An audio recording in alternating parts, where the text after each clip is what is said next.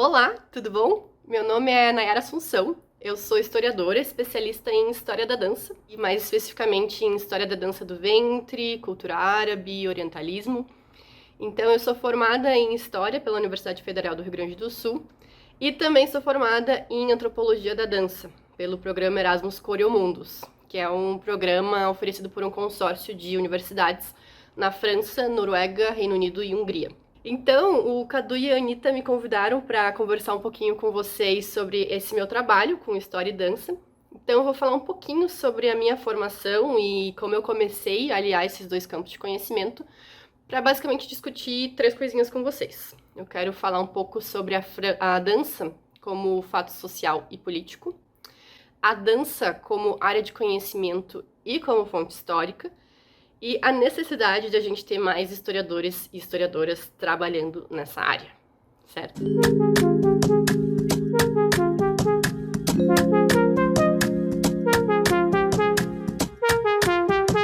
Então, eu comecei a fazer dança do ventre em 2005, aos 13 anos de idade.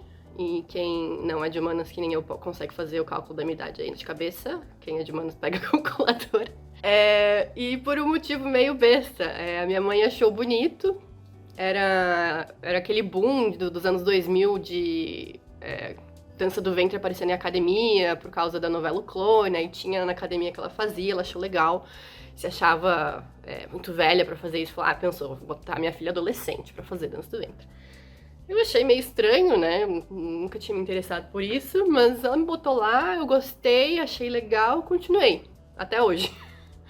Então, naquele momento, quer dizer, depois de mais velha, eu me dei conta de que eu gosto muito de dançar e que qualquer dança que a minha mãe me colocasse, eu ia seguir fazendo. Hoje eu também sou aluna de flamenco, já fiz aula de tudo que é dança, assim, então é algo que eu gosto muito, né? Só que aí, em 2010, quando eu tinha 18 anos, eu entrei pro curso de História, o que pra mim era um hobby, uma atividade física, um contato com, sei lá, música, cultura, começou a virar também um interesse acadêmico, né? Lá pro fim do curso, eu já comecei a pensar que eu ia fazer de TCC e a curiosidade sobre a história da dança do ventre veio à tona, até porque a maneira como se contava a história da dança pra mim era meio esquisita, então eu fui atrás de pesquisar mais, acabei produzindo um TCC e um mestrado sobre isso, e ainda depois fui fazer um mestrado em antropologia da dança, né?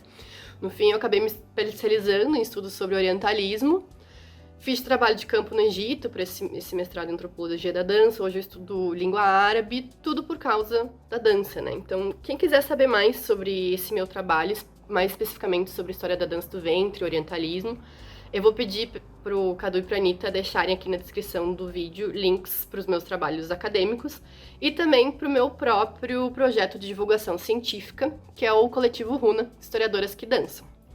Eu desenvolvo o Runa com mais 3 historiadoras que também dançam e a gente produz conteúdo pro Instagram, pra blog, a gente faz vídeo pro YouTube também.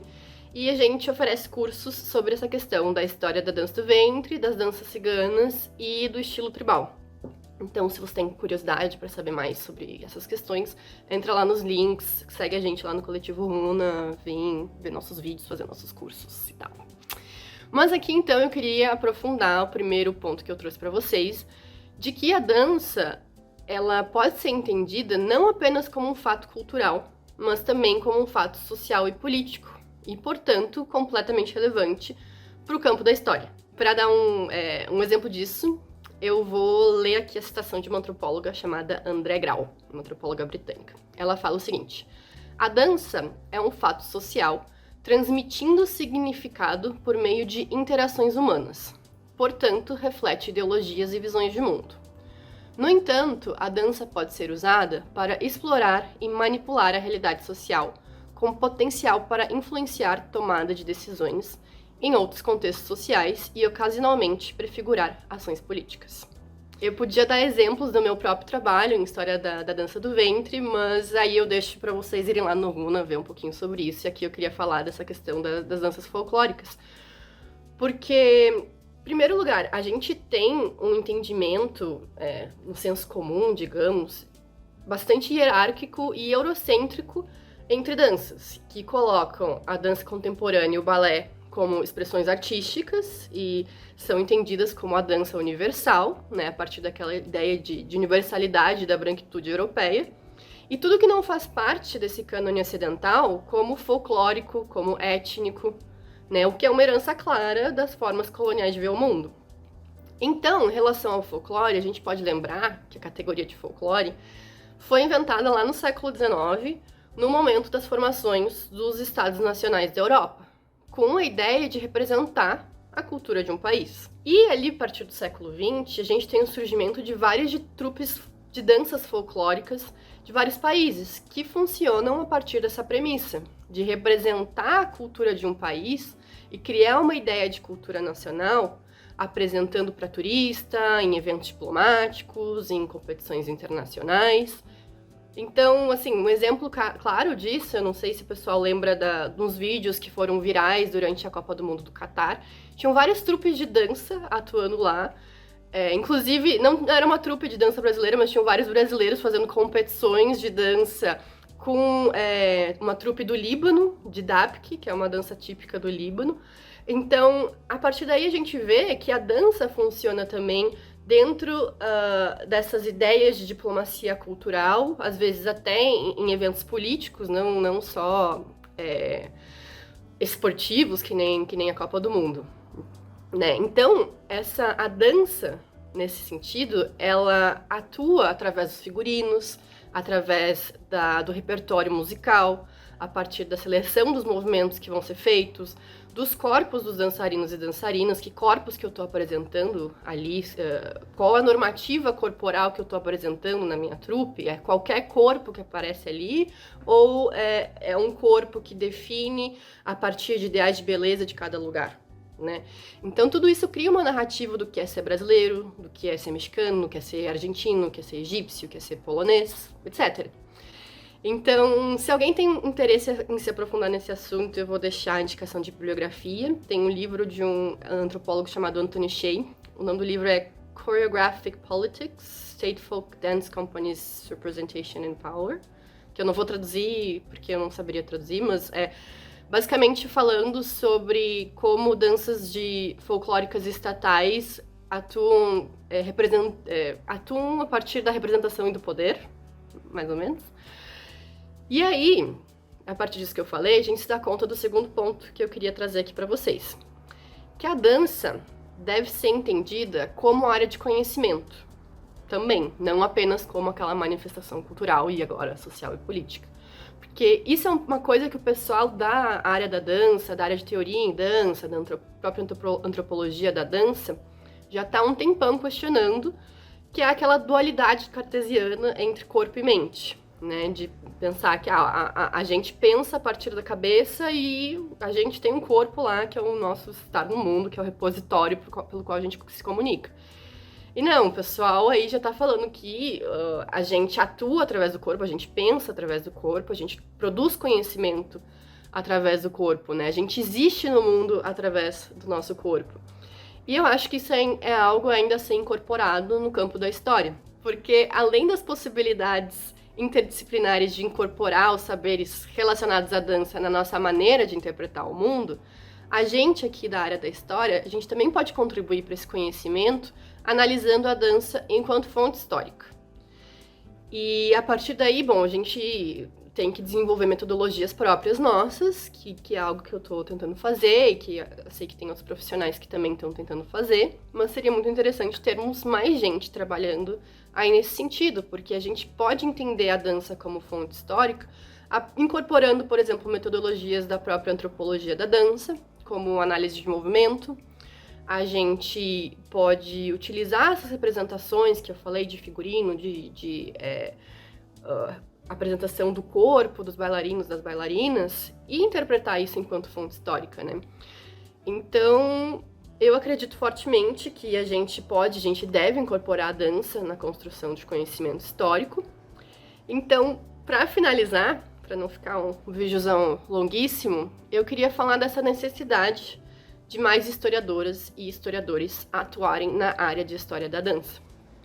Porque existem muitos manuais de história da dança, para quem pesquisa nesse sentido, então qualquer trabalho acadêmico que vai ter sobre dança, o pessoal sempre gosta de colocar uma introdução lá sobre a história da dança em geral, ou da dança especificamente que estão trabalhando.